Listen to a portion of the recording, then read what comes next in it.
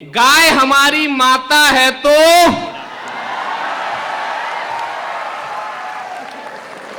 जब कहीं अटकती या फंसती है तो मजबूरी में गधे को भी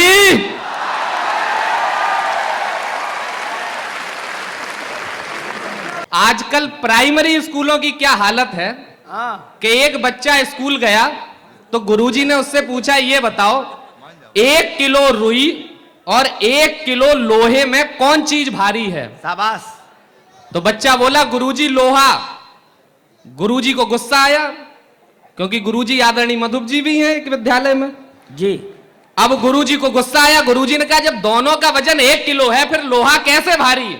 बच्चे की बात सुनना और तालियां भेजना इन तक। इन्होंने कहा कि ये बता। गुरुजी बोले कि जब दोनों 1 किलो हैं फिर लोहा कैसे भारी? बच्चा बोला, गुरुजी लोहा मुझे दो, रुई आप लो और हम दोनों एक दूसरे के सर में मारे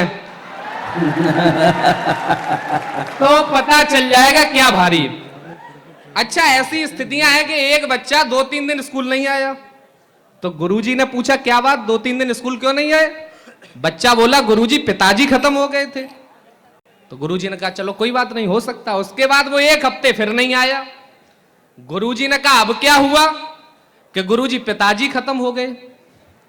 तो गुरुजी को गुस्सा आया, बोले, तेरे कितने पिताजी हैं? बच्चा बोला, गुरुजी मेरी छोड़ो आपके 5 पिताजी हैं। अब गुरुजी को बहुत गुस्सा आया तो गुरुजी ने कहा, अगर आज तू नहीं बता पाया तो पूरे दिन तुझे क्लास के बाहर मुर्गा बनाऊंगा। अब बच्चे के जवाब सुनना, अगर आप तक पहुंच जाए तो बताना।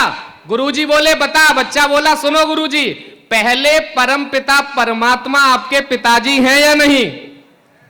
गुरुजी बोले, हैं। बोले, दूसरे? कि दूसरे आपके अपने पिताजी। बोले, चलो ठीक, 2 हो गए। तीसरे?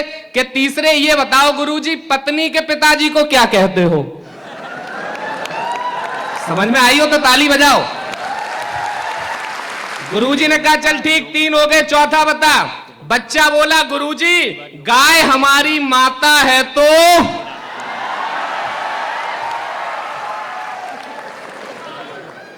और चौथे वाले का तो ज्यादा ही आतंक है इस समय।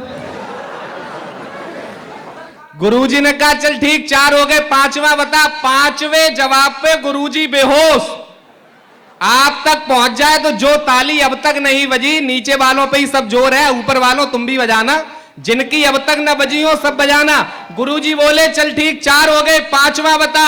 बच्चा बोला, गुरुजी जब कहीं अटकती या फंसती है तो मजबूरी में गधे को भी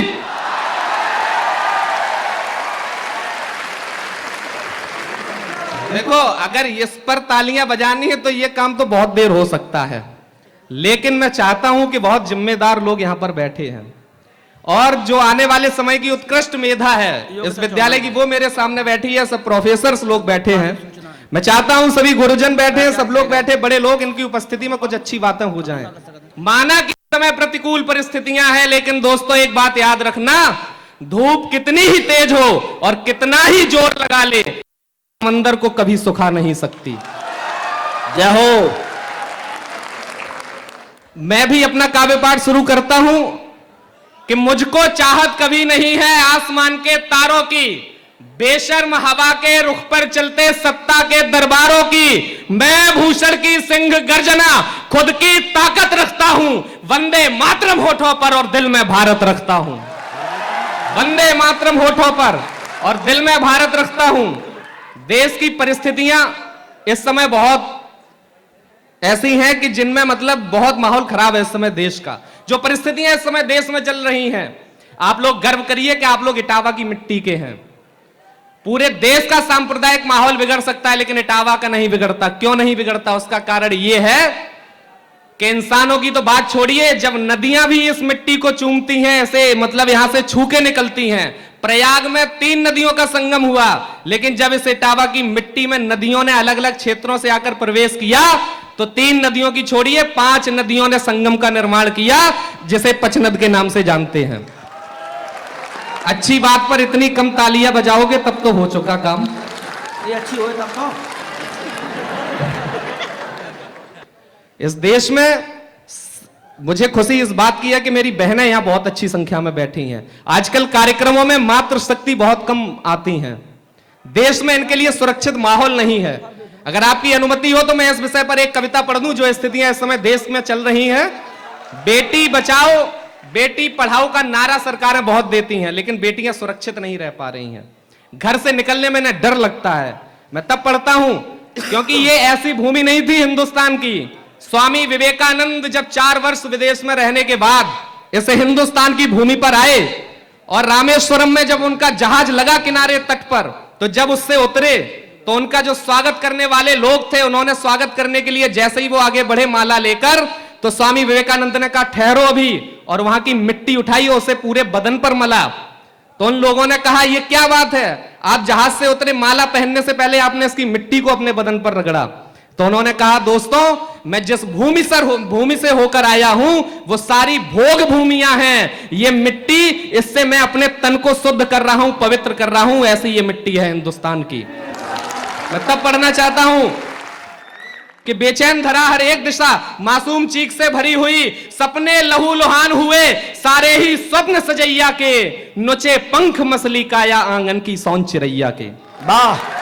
नुचे पंख मसली काया आंगन की सौन चिरैया के, जल्लादी के चिन्ह न हो कोई भी रोया शेष नहीं, जल्लादी के चिन्ह न हो कोई भी रोया शेष नहीं, मरी देह भी बोल उठी जीने लायक परिवेश नहीं। हालत देख देख बेटी की सारा जिस्म उबलता है, आंसू पीड़ा के गायब हैं नैनों से लहू निकलता है। आंसू पीड़ा के गायब हैं नैनों से लहू निकलता है। चरण चूमती अपराधी के धारा न्याय के फंदों की, चरण चूमती अपराधी के धारा न्याय के फंदों की, इसीलिए हिम्मत बढ़ गई इन वैसी क्रूर दरिंदों की। दृश्य देख बर्बरता भी खुद की सीमाएं आंकती है, हे राम बोलकर लंका में रावण की देह कांपती है। वाह। हे राम बोलकर लंका में रावण की देह कांपती है। खूनी वातावरण में कैसे आस न्याय की जग पाए। इस हिंदुस्तान की राजनीति ने भी ऐसा चेहरा दिखाया कि जब लोग जाति और धर्म बेटियों में देखने लगे, ये देखकर जाने लगी हैं सत्ताएं उनके दरवाजे पर। अनुष्का का कांड हुआ था, आदरणीय मंत्री जी तो गए थे वहां पर, मैं भी गया था, और कोई पहुंचा भी नहीं था उसके दरवाजे पर। तब उन लोगों से कहना चाहता हूं कि दृश्य देख बर्बरता भी खुद की सीमाएं आंकती है, हे राम बोलकर लंका में रावण की देह कांपती है। खूनी वातावरण में कैसे आस न्याय की जग पाए। सालों तक तारीख मिले गर्दन तक फंदा ना जाए, सालों तक तारीख मिले गर्दन तक फंदा ना जाए। सिर्फ टीआरपी पर चर्चा है टीवी में अखबारों में, कई मुखौटे लगे हुए हैं नए नए फनकारों में। राजनीति भी मुजला करती है वोटों की मंडी में, कोई अंतर शेष नहीं है अर्जुन और शिखंडी में। जय हो। कोई अंतर शेष नहीं है अर्जुन और शिखंडी में। अंतिम पंक्ति पढ़ता हूं कि इसलिए निवेदन करता हूं भारत के चौकीदारों से, इसलिए निवेदन करता हूं भारत के चौकीदारों से, न्याय व्यवस्था जिन हाथों में उन सारे दरबारों से, कड़े फैसलों से दुनिया में अग्रिम हिंदुस्तान करो। इतिहासों का दर्पण देखो तब भविष्य निर्माण करो। कोई खिलजी बहन बेटियों को अब ताक नहीं पाए, ले मुस्कान कुटिल होठों में घर में झांक नहीं पाए। एक इनकी तरफ से चेतावनी आप लोगों तक पहुंचाना चाहता हूं, अगर हम मौन रहे तो ऐसा ना हो कि इतिहास अपने आप को दोहरा दे और वो इतिहास की घटना याद आ जाए तो अब हाथ खोलना अपने के। इसलिए निवेदन करता हूं भारत के चौकीदारों से, न्याय व्यवस्था जिन हाथों में उन सारे दरबारों से, कड़े फैसलों से दुनिया में अग्रिम हिंदुस्तान करो। इतिहासों का दर्पण देखो तब भविष्य निर्माण करो। ऐसा ना हो, इतिहासों का दर्पण देखो तब भविष्य निर्माण करो। कोई खिलजी बहन बेटियों को अब ताक नहीं पाए, ले मुस्कान कुटिल होठों पर घर में झांक नहीं पाए। वरना ऐसा ना हो हम सिर धुनकर रह जाएं खड़े और पद्मिनी सखियों संग जौहर ज्वाला में कूद पड़े। जय हो। और पद्मिनी सखियों संग जौहर ज्वाला में कूद पड़े। और पद्मिनी सखियों संग जौहर, कैसा देश था, कैसा देश बना दिया। इस देश ने इन बहनों के सम्मान के लिए क्या नहीं किया। कुछ घटनाएं आपके बीच रखता हूं और चाहता हूं कि उन्होंने दोहराइए आप कि नवरात्रों में चरण पखारे 9 दिन जिसको पूजा है, वाह। नवरात्रों में चरण पखारे, मंच का आशीष में चाहता हूं। नवरात्रों में चरण पखारे 9 दिन जिसको पूजा है, शक्ति स्वरूपा देवी माने धर्म न कोई द्विज दूजा है, उसका ना अपमान सहा इतिहास निशानी कहते हैं। कुरुक्षेत्र और लंका दोनों अमर कहानी कहते हैं। सिया हरण के बदले लंका को गारत करने वालों, पंचाली के चीर हरण पर महाभारत करने वालों, पंचाली के चीर हरण पर महाभारत करने वालों, 100 गाली पर शिशुपाल का शीश काट देने वालों, अरिमुंडों से समर भूमि में धरा पाट देने वालों, दुशासन की छाती के अब 2 टुकड़े हो लेने दो, पंचाली को उसके खून से बालों को धो लेने दो। जय हो।